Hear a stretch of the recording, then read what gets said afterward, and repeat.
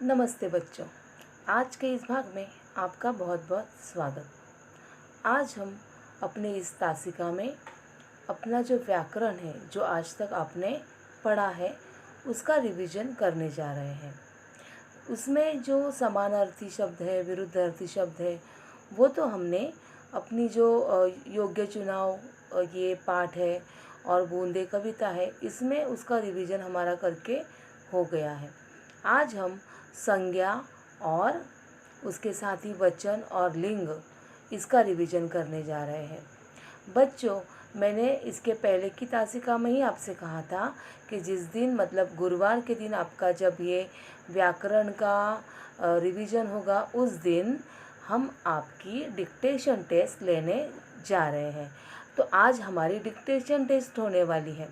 मैंने आपसे इसके पहले ही कहा था कि आपको उसके लिए योग्य चुनाव पाठ अच्छी तरह से पढ़कर रखना है। और अभी आप इस तासिका शुरू जब हो रही है, उसी समय आपकी जो पेन है, आपकी नोटबुक है, वो आप रेडी रखोगे। इस तासिका के अंत में हम क्या करेंगे, अपनी जो ये डिक्टेशन टेस्ट है वो लेंगे। तो चलो शुरू करते हैं हमारी आज की तासिका को। सबसे पहले हम देखने जाएंगे संज्ञा। तो ये संज्ञा कैसे शुरू होती है, कहाँ से शुरू होती है, वो पहले हम देखेंगे। पहला यहाँ पे दिया हुआ है शब्द। शब्द मतलब क्या? तो अक्षरों का वह समूह जिससे कोई अर्थ निकलता है, वे शब्द कहलाते हैं। देखिए बच्चों, शब्द में तो अलग अलग अक्षर होते हैं, लेकिन वो इस तरह से रखे होते हैं कि उसमें से कोई अर्थ निकलता है। उसकी रचना इस तरह से की होती है कि जिससे कोई अर्थ निकलता है। अगर किसी शब्द का कोई अर्थ नहीं निकलता तो उसे हम शब्द नहीं कहते। अब यहाँ पर आपको कुछ शब्द दिए हुए हैं, जैसे पौधे, पेड़, साथ, स्वागत। इन चारों शब्दों में आपको कुछ न कुछ अर्थ है, ये आपको पता चलता है। अब इन शब्दों से ही क्या बनते हैं? वाक्य। वाक्य मतलब क्या? तो शब्दों के समूह से वाक्य बनते हैं। जिस शब्द समूह से एक पूर्ण अर्थ व्यक्त हो, उसे वाक्य कहते हैं। शब्दों की इस तरह से रचना की जाती है कि जिससे कोई अर्थ निकलता है, उसे ही हम क्या करते हैं, क्या कहते हैं? वाक्य कहते हैं। जैसे पौधे लगाओ, पेड़ बचाओ, या फिर कतार में चलो। और तीसरा वाक्य आपको दिया हुआ है, हम सब साथ हैं। यहाँ पर अलग अलग शब्द हैं और उनकी रचना इस प्रकार से की है जिससे हमें कुछ अर्थ समझ में आता है। उसके बाद हम देखेंगे पद परिचय। वाक्य में प्रयुक्त शब्द पद कहलाते हैं। वाक्य में जो शब्द होते हैं उन्हें क्या कहा जाता है? पद कहा जाता है। उपयुक्त 3 वाक्य में पौधे लगाओ, पेड़ बचाओ, चलो, हम सब साथ और है, यह सभी शब्द पद कहलाते हैं। पद के 5 प्रकार होते हैं। पहला है संज्ञा, दूसरा सर्वनाम, तीसरा विशेषण, चौथा क्रिया और पांचवा अव्यय। इन पद के 5 प्रकारों में से जो पहला प्रकार है संज्ञा, वो हम आज देखने जा रहे हैं। तो पहले देखते हैं संज्ञा मतलब क्या। किसी व्यक्ति, पशु, पक्षी, वस्तु, स्थान, मन के भाव और रिश्ते के नाम संज्ञा कहलाते हैं। देखिए बच्चों, हमारी रोज़मर्रा की ज़िंदगी में हम देखते हैं कि हर चीज़ को हमने कुछ न कुछ नाम दिया होता है। या वो पशु हो, पक्षी हो, कोई व्यक्ति हो, कोई भी वस्तु हो, हर चीज़ को हमने कुछ न कुछ नाम दिया होता है और उसी को संज्ञा कहते हैं। जैसे हमें कुछ उदाहरण आपको दिए हैं। पहला है व्यक्तियों के नाम। जैसे कोई लड़का है, लड़की है, पुरुष है, स्त्री है, सबको हम कुछ न कुछ नाम रखते हैं। उदाहरण आपको दिए हैं राम, नैना, मीना, भारत आदि। जैसे आपके भी अलग अलग नाम होंगे, आपके भाई बहन, हमारी माँ, हमारे पिताजी, सबका कोई ना कोई नाम होता है। उसके बाद है पशुओं के नाम, जैसे बंदर, लोमड़ी, गाय, शेर, गधा आदि। आपने बहुत सारे पशु देखे होंगे, सुने होंगे, जैसे कि पालतू पशु होते हैं या फिर जिसे हम लोग कहते हैं कि जो जंगली जानवर होते हैं, तो हर एक को हमने कुछ न कुछ नाम दिया होता है।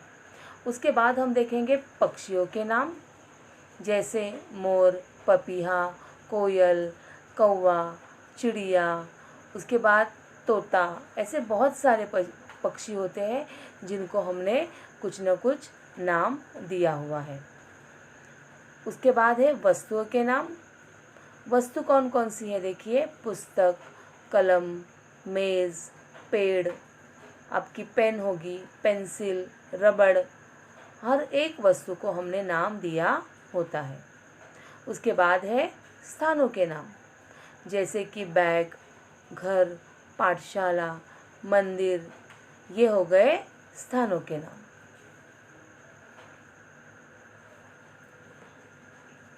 उसके बाद है रिश्तों के नाम। हमने हर एक रिश्ते के लिए कुछ न कुछ नाम रखा होता है, भाई, बहन, माता, मामा, पिता, मामी, उसके बाद ममेरी बहन, चचेरी बहन, ऐसे बहुत सारे, नानी, दादी, दादा, ऐसे बहुत सारे रिश्तों के नाम हमने दिए होते हैं। हर एक रिश्ते को हम कोई ना कोई तो नाम देते ही हैं। उसके बाद है हमारे मन के भाव। हमारे मन के बहुत सारे भाव होते हैं, जैसे आनंद, भय, दुख, डर या फिर आश्चर्य, ऐसे बहुत सारे हमारे मन के भाव होते हैं। इस प्रकार बच्चों, प्रत्येक व्यक्ति, वस्तु, स्थान, पशु, पक्षी, मन के भाव, रिश्तों के नाम, ये सब नाम क्या होते हैं, जिनके द्वारा हम उस चीज़ को जानते हैं और उन्हें ही हम कहते हैं संज्ञा। यहाँ पे आपको उदाहरण दिया है, गधा कामचोर है, और दूसरा दिया है मोहन घर पर है।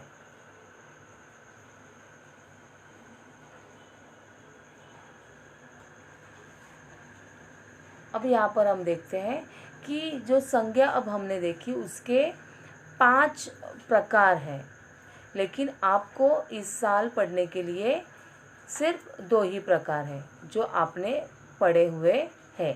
पहला प्रकार आपने पढ़ा है व्यक्तिवाचक संज्ञा और दूसरा प्रकार आपने पढ़ा है जातिवाचक संज्ञा।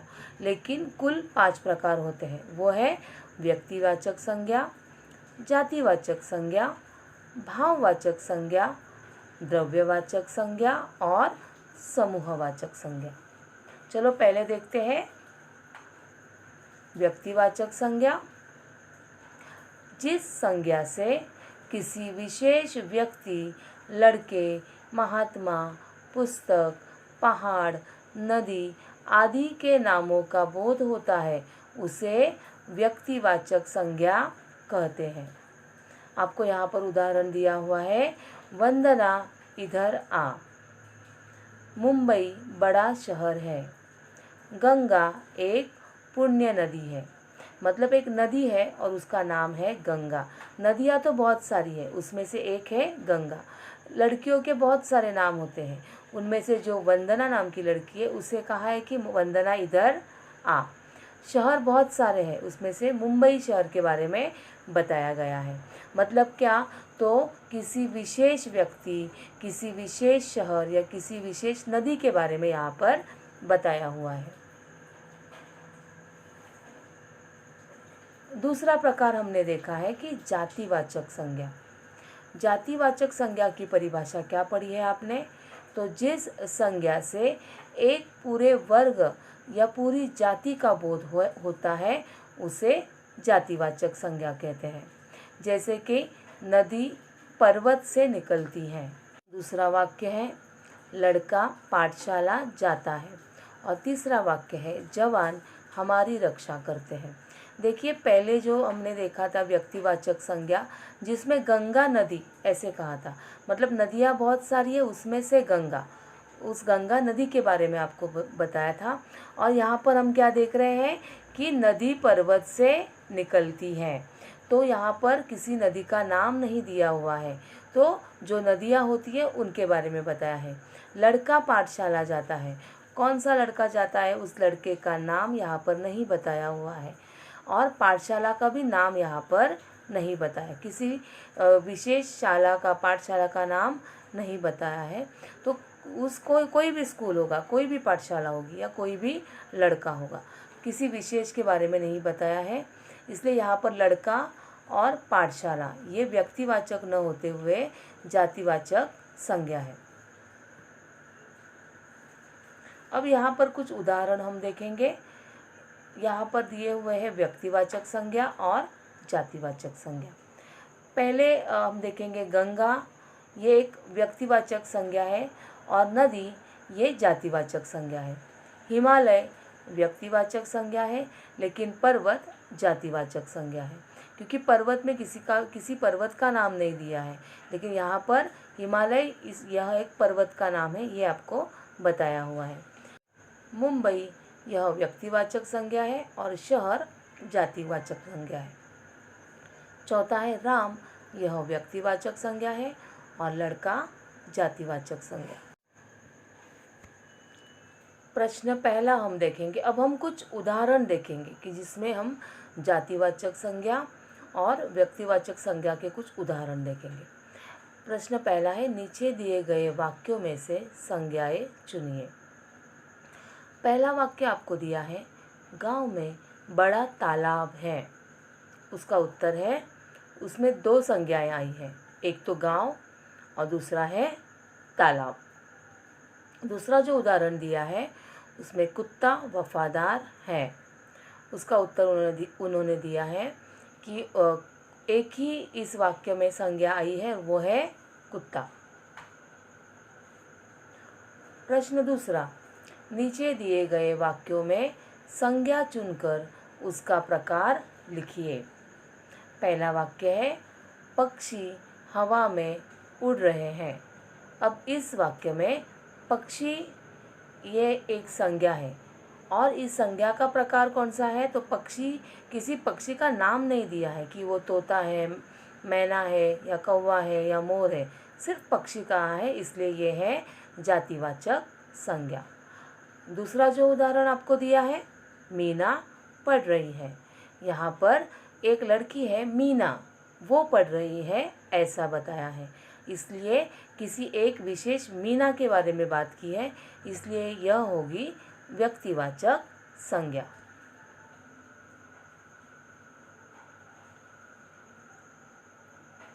उसके बाद हम देखेंगे बच्चों वचन और लिंग। वचन की परिभाषा, शब्द के जिस रूप से एक या एक से अधिक का बोध होता है उसे हिंदी व्याकरण में वचन कहते हैं।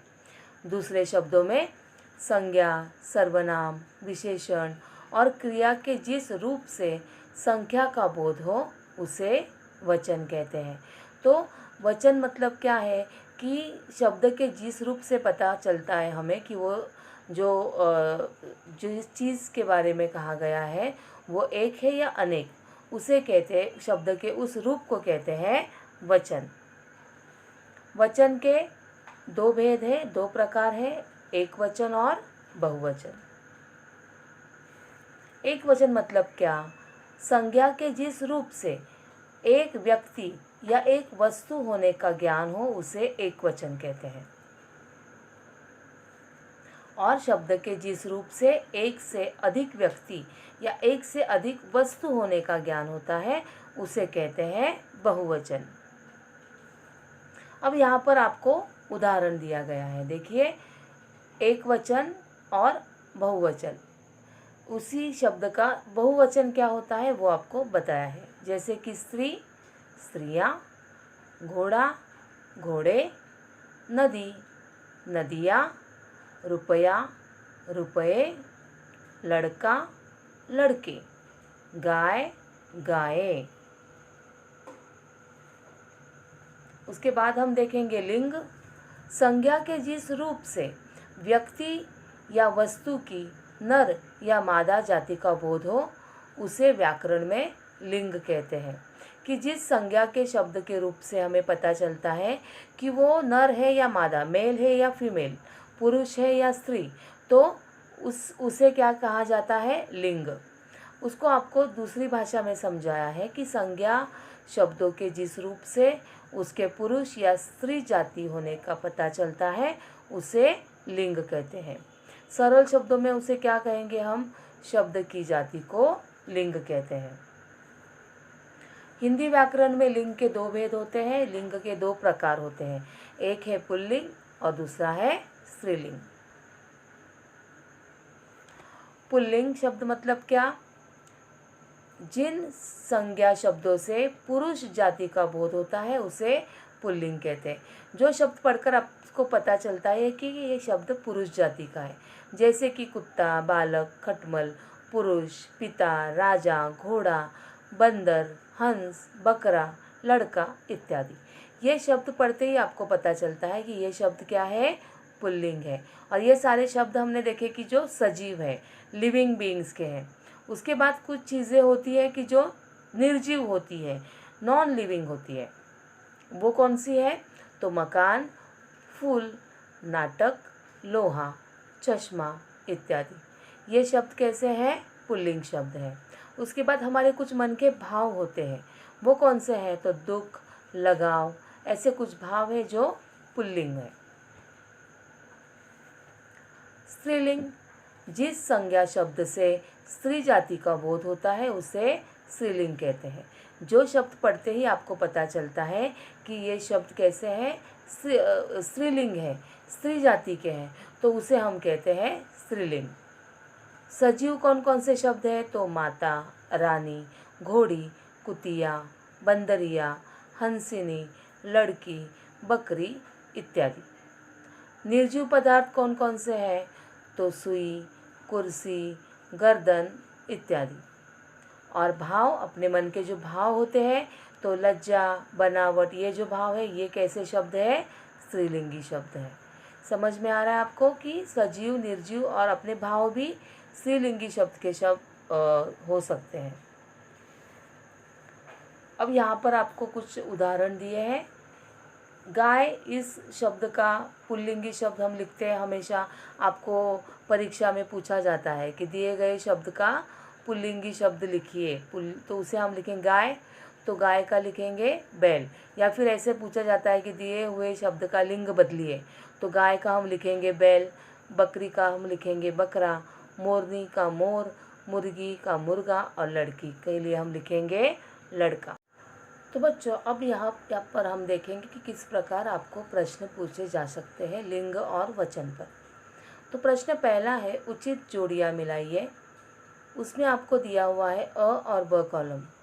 पहले अ कॉलम में दिया है सब्जी, पौधा, स्त्री, और ब कॉलम में दिया है स्त्रियाँ, सब्जियाँ, पौधे। अब आपको जोड़ियाँ मिलानी है। सब्जी, इस एक वचनी शब्द का अनेक वचन होता है या बहुवचन होता है स्त्रियाँ। पौधा, इस शब्द का बहुवचन होता है पौधे, और स्त्री, इस शब्द का बहुवचन होता है स्त्रियाँ। प्रश्न दूसरा आपको दिया है, नीचे दिए गए शब्दों के लिंग बदल कर लिखिए। तो यहाँ पर अगर आपको राजा शब्द दिया है तो उसका आप लिंग बदलेंगे रानी, और अगर बकरा शब्द दिया है तो उसका आप लिंग बदल कर लिखेंगे बकरी। तो बच्चों, अब देखेंगे कि इस व्याकरण के ऊपर आपको किस प्रकार प्रश्न पूछे जाएंगे। प्रश्न पहला हम देखेंगे, दिए हुए शब्द का लिंग बदलकर योग्य पर्याय चुनिए। आपको जो शब्द दिया होगा उसका लिंग आप पहचानोगे और फिर उसका लिंग आपको बदलना है। अगर दिया हुआ शब्द स्त्रीलिंग है तो उसका आप पुल्लिंग शब्द का पर्याय ढूंढोगे, और अगर दिया हुआ शब्द पुल्लिंग है तो स्त्रीलिंग शब्द का पर्याय ढूंढोगे। अब पहला शब्द आपको दिया है स्त्री, अब उसका आपको क्या करना है? सही पर्याय चुनना है। अभी दो पर्याय आपको दिए हैं, लड़का और पुरुष। इसमें से सही कौन सा है? तो पुरुष, ये सही जवाब है और इसको ही आप टिक करोगे। उसके बाद है प्रश्न दूसरा, दिए हुए शब्द का वचन पहचान कर उचित पर्याय चुनिए। अभी आपको शब्द यहाँ पर दिया हुआ है पौधे, अब आपको पहचानना है कि ये एक वचन है या बहुवचन है। तो पौधे क्या है? बहुवचन है। एक वचन होता है उसका पौधा, तो यहाँ पर हम चुनेंगे बहुवचन। प्रश्न तीसरा है, नीचे दिए वाक्य में से संज्ञा पहचान कर उचित पर्याय चुनिए। उसमें से पहला आपको दिया है मीना पढ़ रही है। अब इस वाक्य में संज्ञा कौन सी है? तो 3 ऑप्शन आपको दिए हैं, 3 पर्याय आपको दिए हैं। उसमें से है पहला पढ़, दूसरा है मीना और तीसरा है। तो इसमें से सही जवाब कौन सा है? तो मीना पढ़ रही है। इस वाक्य में पढ़, मीना और है में से मीना ये है संज्ञा, और इसीलिए यही होगा हमारा सही जवाब। तो बच्चों, आपको समझ में आया ही होगा कि किस प्रकार हमें व्याकरण के ऊपर जो सवाल आएंगे उनको अच्छी तरह से लिखना है।